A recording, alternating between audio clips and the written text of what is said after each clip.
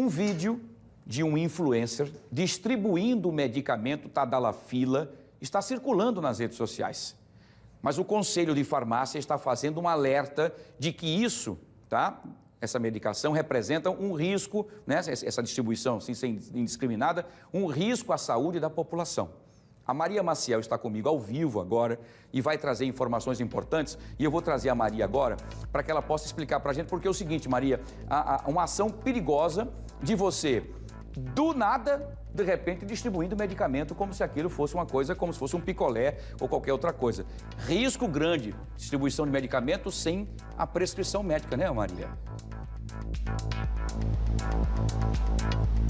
Isso mesmo, Wilson. O grande perigo é justamente esse, é um medicamento e medicamento não serve para todo mundo, né? Você realmente precisa ter essa prescrição médica para utilizar determinado medicamento. E é sobre isso que eu converso agora com o Daniel Fortes, que é presidente do Conselho Regional de Farmácia aqui de Alagoas, né? A gente vê uma ação sendo feita, pelo menos isso, mas que esse medicamento ele pode estar sendo utilizado não como deveria, mas como uma forma recreativa, que é errado, não é isso? Boa tarde. Boa tarde, Wilson, espectadores da TV Pajuçara. Exatamente, né? A gente vê com muita preocupação o risco à saúde que está sendo trazido para a população que está tendo acesso a um medicamento sem a orientação de um médico, sem a orientação de um farmacêutico e sem a gente saber qual é a procedência e de que forma esse medicamento foi armazenado. Todo medicamento, ele é potencialmente um risco ao seu usuário. Então, qualquer uso que não seja dentro das orientações pode trazer danos.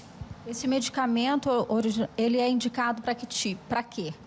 O medicamento, ele popularizou-se pela sua indicação para disfunção erétil, mas ele também é utilizado para hipertensão pulmonar, né? Hoje a gente está vendo que existe um uso off-label, principalmente de pessoas que praticam academia, né? Porque o medicamento, como ele provoca uma vasodilatação, ele faz com aquela sensação de inchamento na hora que a pessoa está treinando. Mas a gente alerta que nessa prática e em qualquer outra prática que não por recomendação médica, esse medicamento ele pode provocar prejuízos.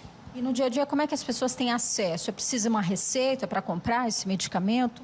É um medicamento de tarja vermelha, ele deve ser vendido sob prescrição médica, mas, no entanto, ele não exige a retenção de receita. Então, por muitas vezes, o consumidor, o paciente, ele consegue adquirir esse medicamento nas farmácias, mesmo sem apresentar uma receita médica, né? A gente não tem... É muito difícil ir contra essa cultura do brasileiro de adquirir medicamentos sem prescrição médica. A gente também tem observado muita distribuição de amostra grátis, né, de medicamentos gratuitos desse tipo de substância. Seria uma forma de fazer a divulgação, marketing desse produto? Como é que vocês veem isso? Já aconteceu outras vezes? Assim, a gente costuma ver medicamentos que ocasionalmente aparecem assim como sendo da moda, né? A gente vê isso com emagrecedores, vê isso às vezes com substâncias psicoestimulantes e agora são esses medicamentos da disfunção erétil.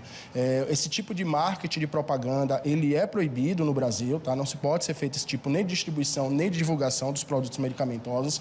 Existe uma legislação muito séria e muito rígida em relação a esse tipo de propaganda e a gente vê mais, às vezes, como uma forma, né, do influencer, que muitas vezes não tem um conhecimento da questão sanitária, tentar se promover, tentar divulgar a sua marca, né? O que a gente observou nesse caso específico é que não se trata de um influencer que trabalha com distribuição de medicamentos, né? Ele trabalha com outro segmento, mas utiliza isso daí para ganhar seguidores, likes, né, à custa de um prejuízo grande que pode estar trazendo para a população. Quando você fala em risco à saúde, quais efeitos colaterais, o que pode causar numa pessoa, de repente, que não pode tomar essa medicação? Esse medicamento, especificamente, ele pode provocar uma queda brusca da pressão arterial. Então, para alguns pacientes, isso pode ser perigoso, porque pode provocar tonturas e até desmaios, gerando, assim, outros acidentes. Ele também, para um pequeno grupo de pessoas, traz risco cardiovascular, ou seja, em situações mais graves pode até provocar um infarto no paciente que está fazendo sua utilização, além das questões de alergias, né? É muito comum esse tipo de medicamento ter pacientes alérgicos a eles e ter reações alérgicas que também podem gerar uma situação de maior gravidade.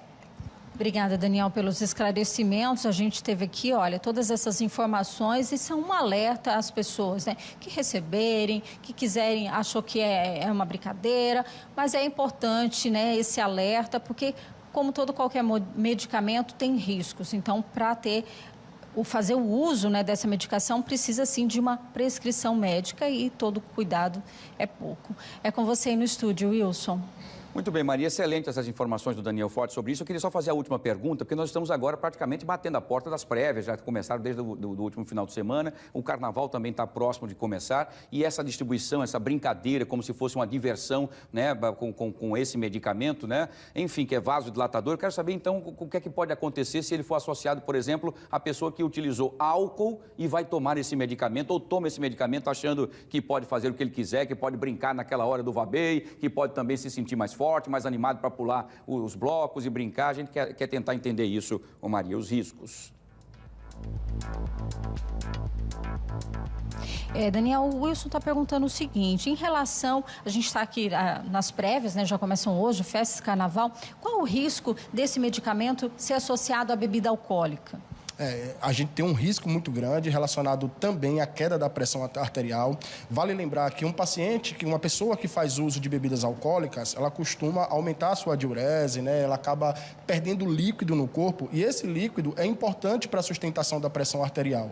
Como o medicamento também baixa a pressão, você pode ter quadros de hipotensão e o paciente, né, o folião, acabar desmaiando lá no meio da folia devido a esse e outros fatores agregados. Obrigada mais uma vez. É com você aí no estúdio, Wilson.